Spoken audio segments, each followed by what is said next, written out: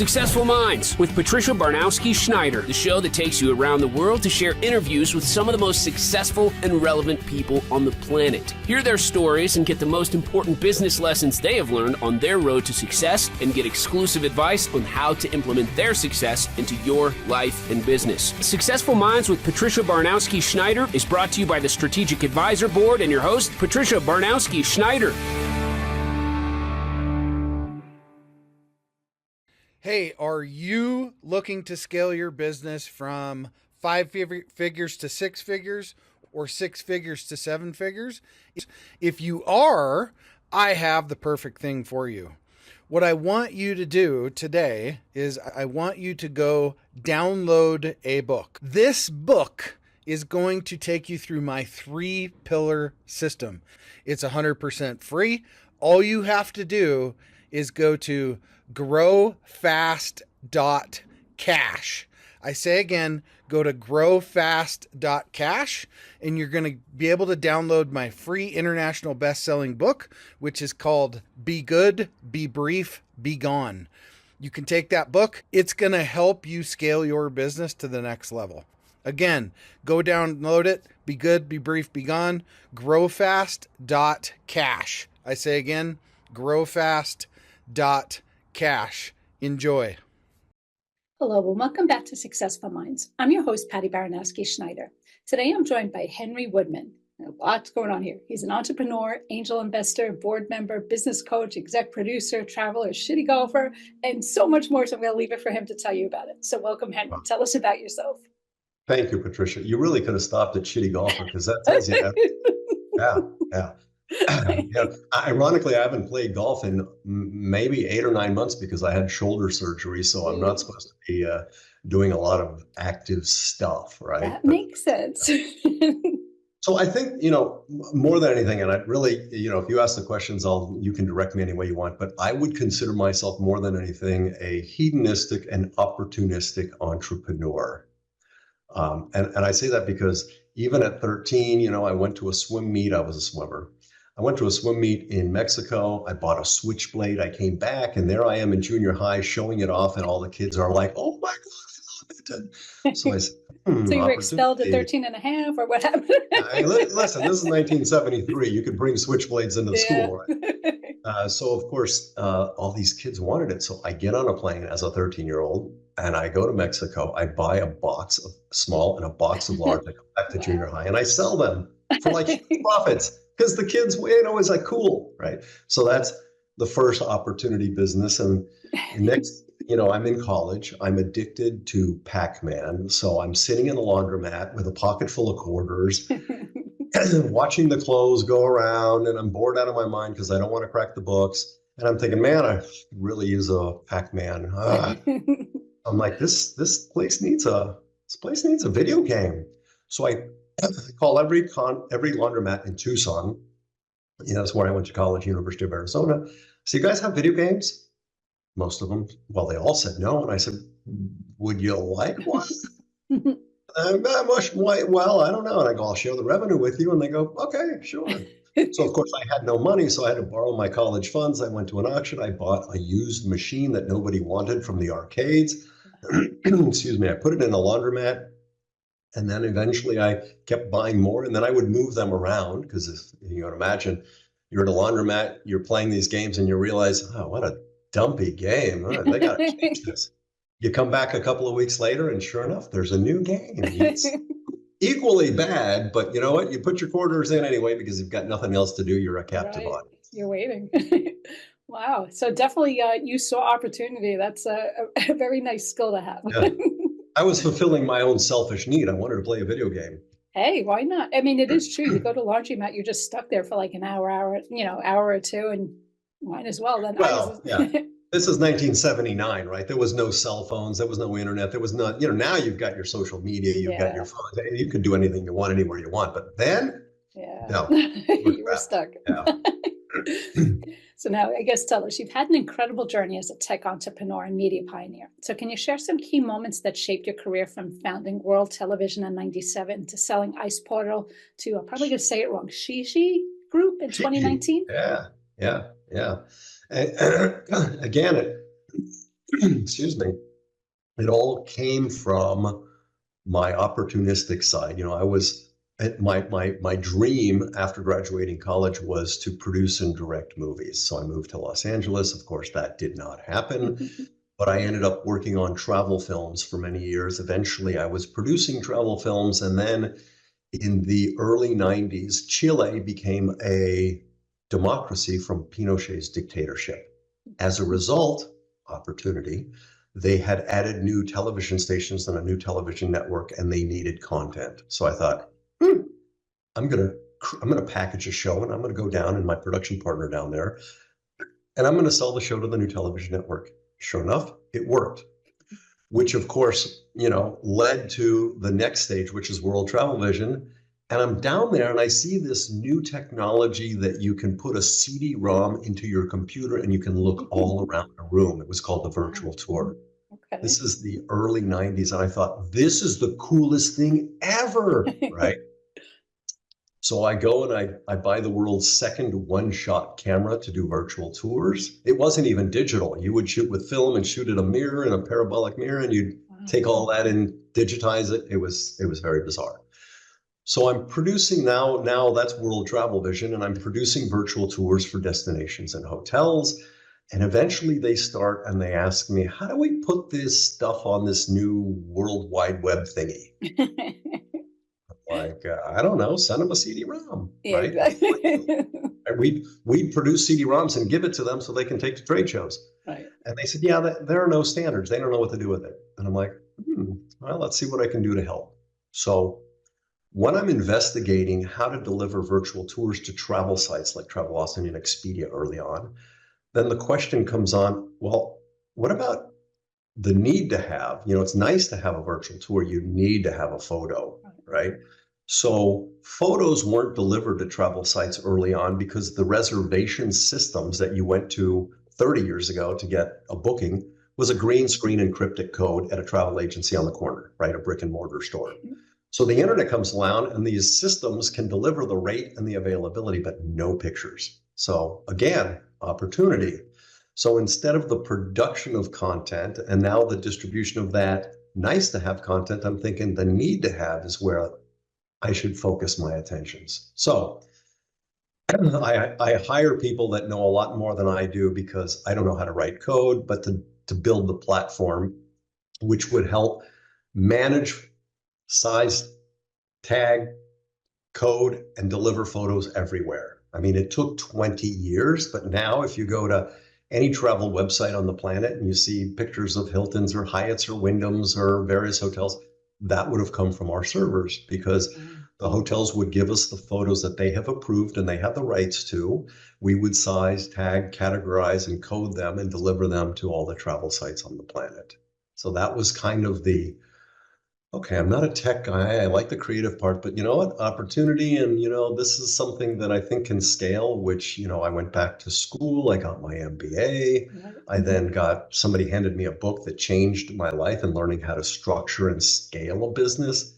And so all of those things helped me. And now I'm talking way too much, Patricia. So you ask the questions. No, I mean, it's an amazing story because, people, it's tricky because like now in the days, you just can go online, you could see all this, but you're going back many decades ago. And it was like, this stuff was unheard of.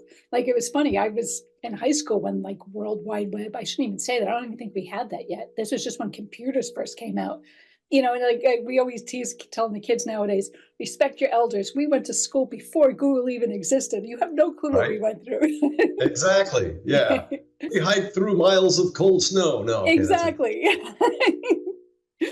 All right, now tell us, virtual reality and 360 panoramic photography, they were groundbreaking inventions when you first introduced them in the travel industry. So what challenges did you face in bringing the technology to market, and how'd you overcome them? Well, the challenges were because it was new and unknown. Nobody really got it right. And so what I did early on is, I called up all of the hotels in Cancun, Mexico. I'm in South Florida.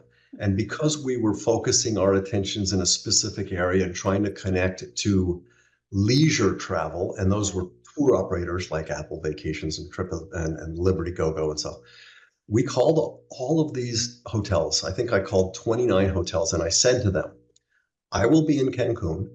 I will shoot your hotel for free. It will cost you nothing because I'm already going to be there, which was a lie. I made all this up. And if you like it and you want to use it, then you can pay me. If you don't, you owe me nothing, right? Okay. So I go down. Of the 29 hotels I think I called, 27 of them said yes, right? So I spent a couple of weeks. I shoot all the hotels. They give me a night and I shoot the hotels. And then I send it to the corporate office and they don't even give it the time of day. I had met some of the managers for a group down there at the Palace Resorts, and I sent them the link to this 360 tour. And the manager loved it because they had a jacuzzi hot tub in the room. So you could see, here's the bed and and they're like, oh, I get it. I get the value. Right. So he convinced corporate loved it. Then once they got it, because they were the leaders in the space, out of those 27 hotels, I think 23 bought, right? Wow. And that chance I took on, I think if they see it, they'll know it and they'll like it, helped propel me into, okay, that's what it will do. And so I can create a link on my website, give them a link, and they can put it on their website so they don't have to think about applets and things like that. Yeah. It's amazing how people are so, like, even nowadays you hear, I mean, you could see now, look at, satellites and all that stuff. Now they're starting to really understand what this can do. Because I remember, maybe going back 7 years ago or so, someone I knew, that's when the drones came out and they were like, oh my God, I can help real estate companies, get an aerial photo of the home. And even with that, there were so many people like, yeah, no, well, I don't know, was the roof bad? They didn't want that. I don't know. But it was kind of like, people no one wants to venture into the unknown, but I'm glad you got that first person to say, no, this is awesome. Early on when drones first came out, this was a while ago, and we were still producing content, I bought a drone. It cost us $50,000 so that it can hold a full, SLR, a single lens reflex camera, digital one. It wasn't cheap. Our first day in learning how to fly it, we crashed it. Oh no. Ouch. So, needless to say, I mean, I had visions of, okay, here we are flying in through the lobby and then flying, and then the other problem was they make up a lot of noise, not the noise, they make up a lot of wind. So things go flying everywhere. At the end of the day, Special I decided, effects, let somebody else do it. This is not my core. So. It's just cool getting people to accept the unexpected, Yeah, exactly. So now you've successfully transitioned from tech entrepreneur to media production. So what inspired you to co-found Anemoia Media and venture into developing TV and film projects? That's a hard one for people to pronounce. So it really, it's funny. It goes full circle because when I graduated college and I moved to Los Angeles with dreams of producing and directing movies, that didn't happen. But I did buy the rights to a book. I didn't do anything with it until now, 40 years later, right? and that's kind of the story. Is the idea was always to do that, but when you don't have the connections or the money or the thing, then you just kind of say, okay, let me do the things and let life get in the way, and then eventually I can go there. And I always knew that this was going to be, pun intended, the last chapter that I'm going to do, because it's not a huge opportunity to make a lot of money. Nobody really makes money selling books unless you're, one of the top 1%. Right. Very few make money in content production against top 1%, but it is a passion that I want to pursue, right? Okay.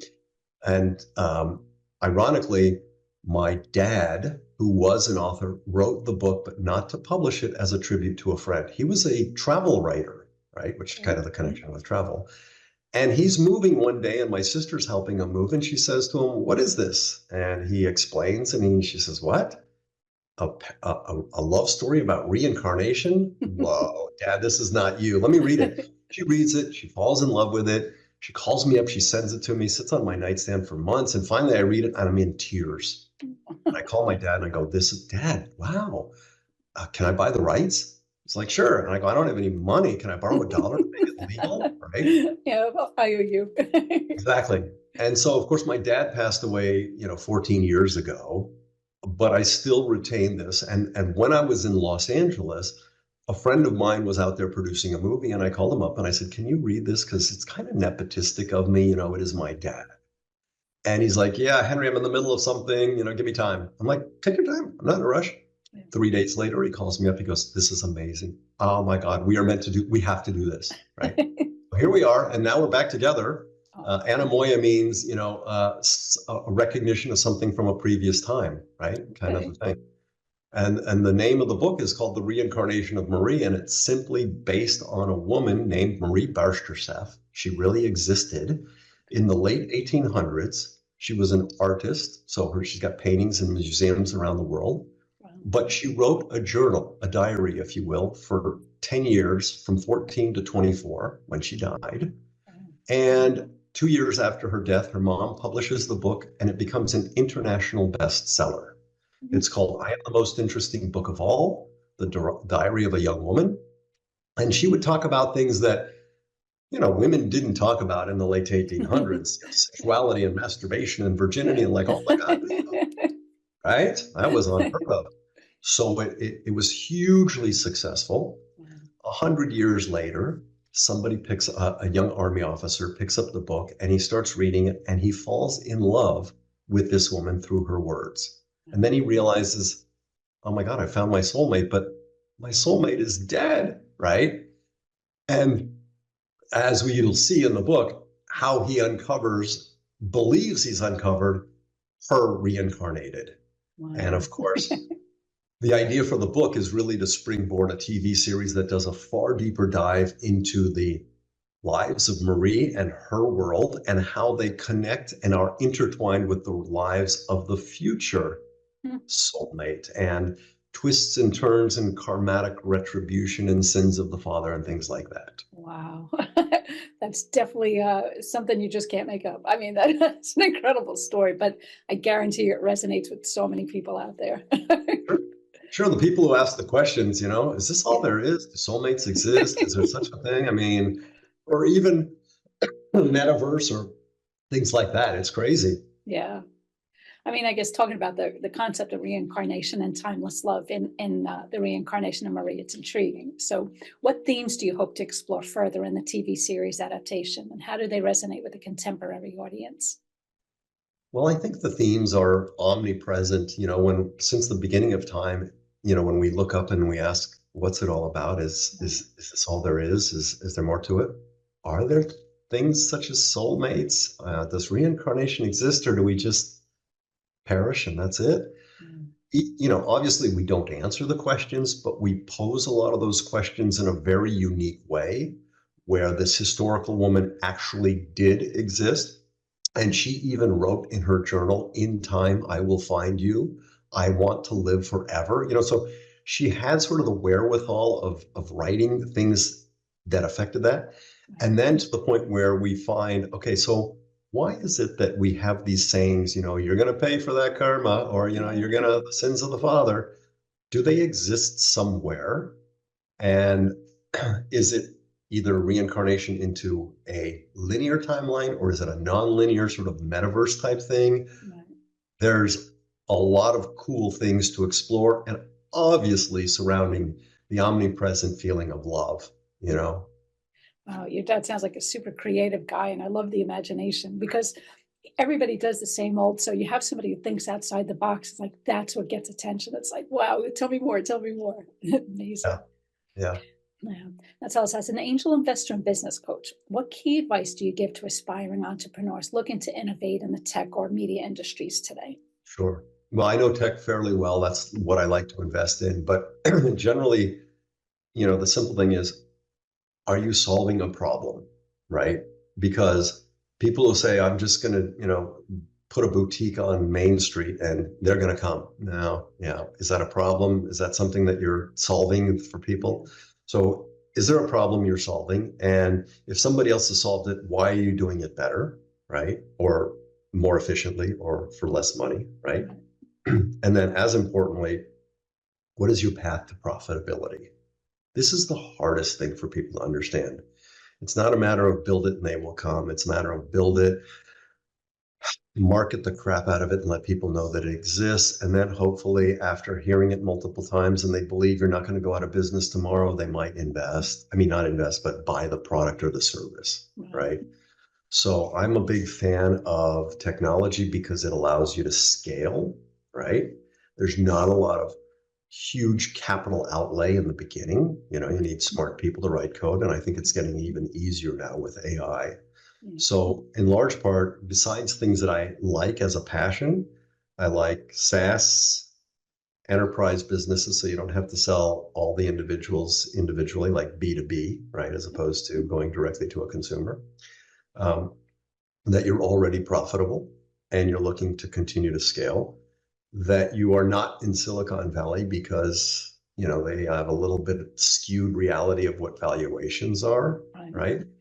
And then obviously vision, team, and collaboration. I don't like to see, oh, he came from the team that built this, but he was a senior level, but he wasn't bootstrapping it himself. It's not that easy. It's really, really hard to build a business and have many sleepless nights and fears that you're about to go bankrupt. I can totally relate to that. Yeah, it is tricky, but every business, people have no clue what, that's one thing I always liked. I started, working as a receptionist, worked my way up the corporate ladder, blah, blah, blah. And I remember I'd see people come right out of college with this top end position. And it could be something as simple as, we need this presentation in 5 minutes. Well, I can tell you from doing all the legwork, you need at least 2 hours, or even something as simple as changing the copier on the copy, changing the copy, the toner and all that stuff. And it's like, there's something to be said for someone who's gone through it all, Yeah. as opposed to someone who just walks in and people, they don't appreciate, they don't understand what's involved and the sleepless nights and everything. I mean, people just don't get it because some people, they just had it handed to them.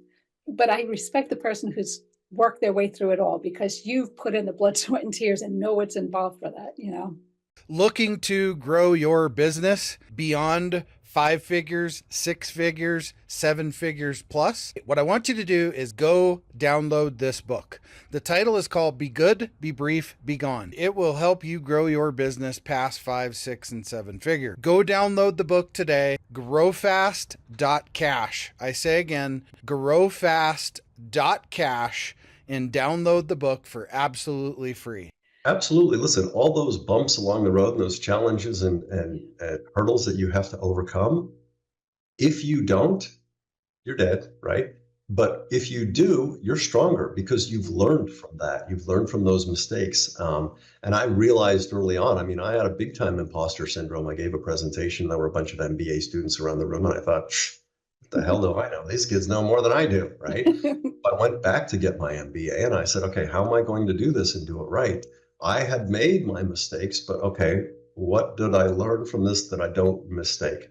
And then eventually, a lot of discipline, a lot of structure, and a lot of documentation to continually improve. Yeah, for sure. Now, on top of all your interesting stuff, you're trilingual, fluent in English, Spanish, and French. So how's your ability to speak multiple language influence your professional and personal experiences, particularly in the travel and media sectors? Sure. Well, the travel and international and language obviously makes sense. But, when I learned Spanish early on. So when I went to Chile to pitch the game show from, the democracy that had new television networks, the first thing I do is I pitch it in Spanish, and it's as good as can be because I've been speaking my entire life. And they love it. And I say, okay, now what we need to do, because I got the set, I have everything except the host. And the executives say, why don't you be the host? You'd be great. A good looking kid. Yeah. And I'm like, no. That's not gonna happen, right?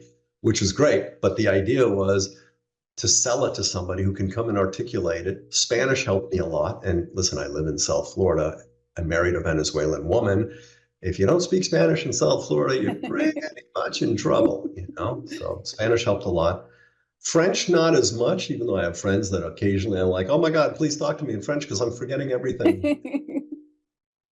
No, and it's a sign of respect too. If you go to South America speaking their language, it's a sign of respect. They would appreciate it a lot more than if, because it seems English is like the universal language, but it's still, they appreciate you going in their country and speaking their language. So True. I get that. True. Even if you make an effort, they appreciate that. The arrogance of saying you should speak my language. Okay, get out. Yeah. Now, your career spans across various industries, including tech, travel, and media. So how do you stay ahead of the trends and adapt to evolving landscape in the fields? I don't know if I stay ahead of a trend as much as I see and I take advantage. I mean, listen, I wanted to produce movies 40 years ago, and the trend was there's a handful of studios and agents, and they pretty much control the industry. Okay, there's no trend there. But now with streaming and a huge need for content and segmented audiences and global distribution, okay, there's a trend. It's been going on for years, right? So I think less than trend. I don't really look at trends. I just get excited when I see, ooh, I like that. Oh, there's an opportunity, virtual tours. Ooh, programming in Chile. Ooh, distribution of photos. I didn't see it as a trend as much as, okay, there's a need here. There's a problem. I can help. I'm already creating the content. Let me distribute it. And then that go from the nice to have to the need to have. It's kind of a logical progression, right? In my current endeavor in publishing the book and developing the TV series, this is in no way an opportunity that I think, oh, I'm going to make a lot of money. Yeah. No, I am very clear that it is not, unless it's a huge hit and we go on to season 2, 3, and beyond. The reality is it's just a passion project that I really have this affinity for and will do before it's my next goal. For all you've accomplished so far, you're allowed to have that little take time for yourself and focus on what you want. You're allowed. Thank you. Then maybe I can continue that shitty golf. Yeah, you go. But get your shoulder better first. Right, exactly.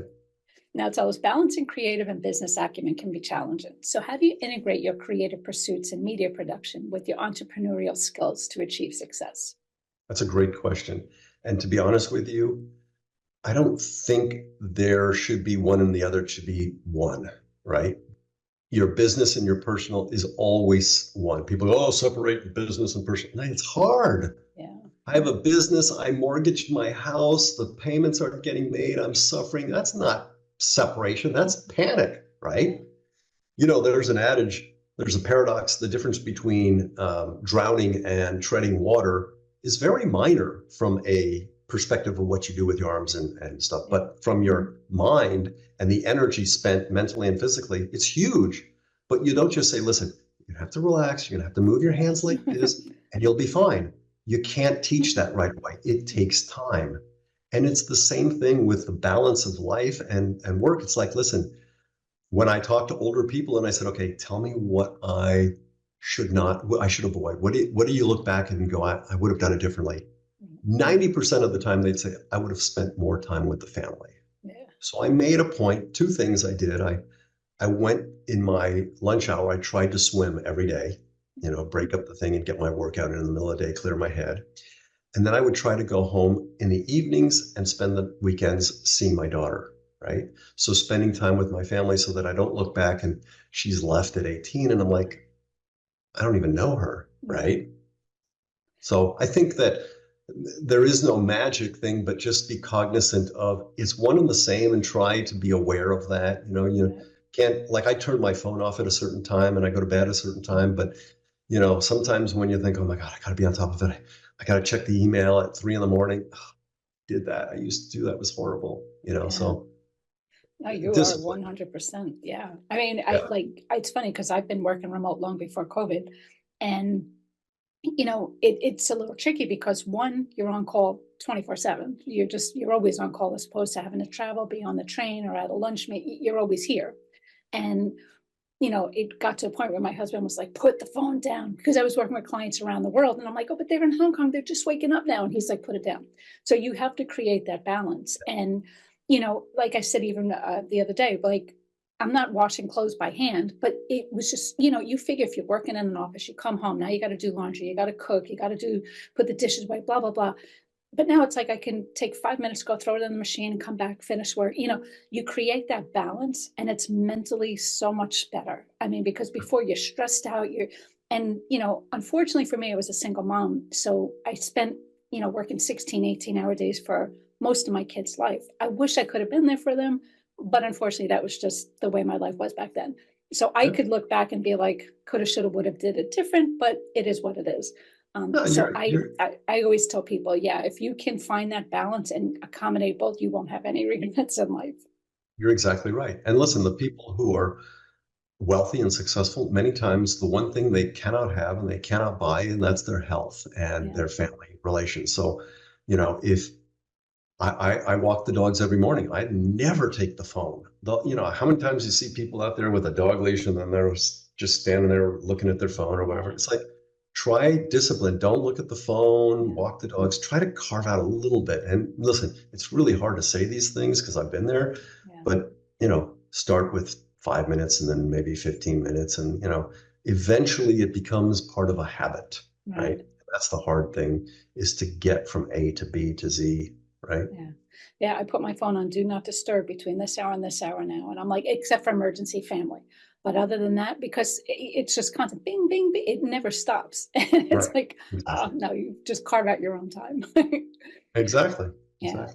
So now tell us, looking back at your impressive career and forward to your ongoing projects, what legacy do you hope to leave behind, both in the tech world and in media storytelling? Ooh, okay. Well, the tech world is easy. I mean, now I'm guessing hundreds of millions of people around the world have used the technology that we delivered the pictures to what they've decided on what hotel they're going to stay. So my legacy is, I made it easier for people to decide where they're going to stay because the pictures on an Expedia or a Travelocity or Orbitz or, any one of thousands of websites. So that's on the tech side. On the other side, it is a thought-provoking series that makes you stop and go, okay, why are we here? And do these things exist? I mean, is there soulmates? And so the legacy would be a cool little, I'm not a big fan of legacy. I don't know if I'm a big fan. Like, I want to leave a legacy. I don't really care, but I want things that people will think. That's why I like the creative stuff, of this series, because it's a lot of twists and turns. And, you ask the question about soulmates, love and hate being two sides of the same coin. Maybe you do or have found your soulmate, but is there some karmatic retribution you have to work out before you go to the next stage? You never know. I don't know. It's funny because I don't know, I'm on all of these groups online and you hear all these different perspectives. And it's true. I'm constantly like, at one point I'm like, I'm starting to think like this, but then someone else, and I'm like, but you're making good sense too. So, everything from religion to, the spirits and this and that. And I'm kind of, I'm so intrigued by all this because I'm like, everybody claims, I know so-and-so spoke to me. No one knows. I mean, we are just here winging it and hoping for the best, but there is some truth to a lot of what everybody says. So I'm like, I wish somebody would just put it in a blueprint and tell us what it is, because it does. And that's the thing is, even though since the dawn of man, we've asked the questions, why are we here? What's it all about? I mean, it's a horrible sort of very lonely thought to think, well, we're just an organism that is born, lives, and dies, and end of story, right? Yeah. Boy, that's why we have religion, to give us hope, to think there's more, there's got to be more, right? We're very narcissistic thinking that, but maybe there is now with these new quantum physics and metaverses, and you could be in multiple places at the same time making different decisions. I'm like, oh, yeah, exactly. Globe, right? Yeah. Yeah, I can't wait to watch your show.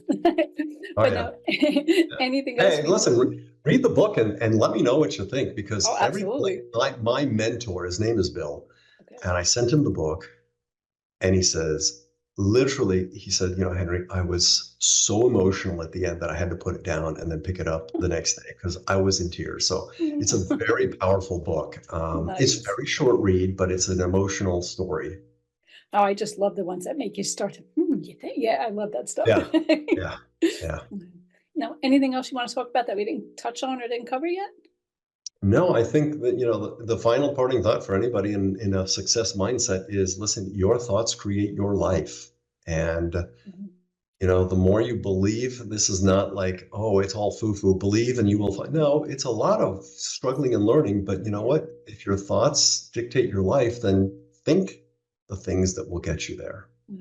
No, I agree 100%, because I always hate the Debbie Downers, the people who are always so negative. I mean, I understand we all have bad days, but there's some people I know that they're every word out of their mouth. They say, I don't even want to talk to them because I'm like, you're so depressing. But you look at their life and it's like, I see why. But maybe because it's a rainy day, but look at it, it's going to water the flowers and look at the rainbow. I mean, you can always find something to be happy about, but some people can't. And it's like, you do make your life sometimes. I agree. And one more thing that goes along with the Debbie Downer, unless they're family and you have to associate with them, try to surround yourself. You know that saying that you're the average of the 5 people you hang out with? Yeah. So if you hang out with people who are more positive, who are more in growth mode, who want to sit there and better their lives, you will too. Yeah. If you're with people who are just eking out an existence, complaining, sitting on the couch, eating chips and watching Jerry Springer, I don't know if they still have Jerry Springer, but anyway, then you too will, fall into that thing. So, try to associate with the people in areas that you aspire to do. Yeah, 100%. I agree. Now, tell us, how can people learn more about you, get in touch with you, or find out all the good stuff? Right. So in another life, no. Yeah. There's obviously, the LinkedIn's and the stuff, but, the easiest way, because I created the website, Marie, the Story, which is for the book. And it talks about my father, it talks about me, it talks about the series, which the working title is now called Slippin', like slipping through time. Okay. So mariethestory.com is the obvious. And then I should probably put, because I just started Anemoia Media on Instagram, which I think it has like 2 followers or something ridiculous. And I have Facebook and I have LinkedIn. I'm not a big social media guy. Yeah. I feel like that's a lot of time spent, and I am glad had I done that had it been around in my teens and 20s, I probably would have done stupid things that would have haunted me now. But I'm sure I would have. Yeah, I mean, once I did. It's on the net, nobody it's recorded there for them. Life. Exactly. So at the end of the day, mariethestory.com. Okay, awesome. Well, thank you again for being on the show. Again, that was Henry Woodman. So thanks for listening to Successful Minds with Patty B. Never miss an episode by subscribing. So thank you so much again. Thank you, Patty B. Have a great day. Enjoy. Thank you. You too.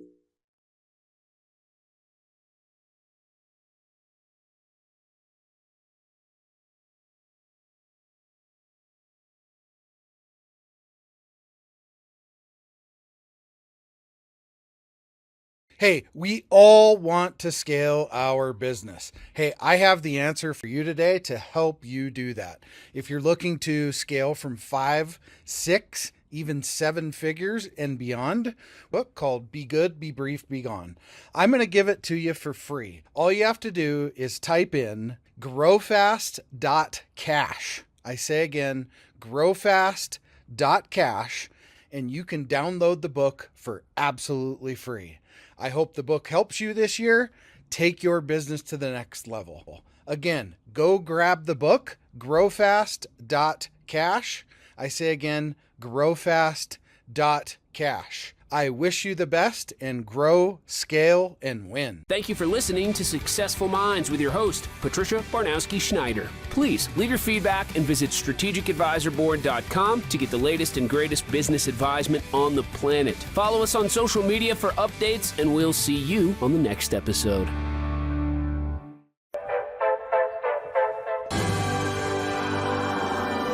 There it is.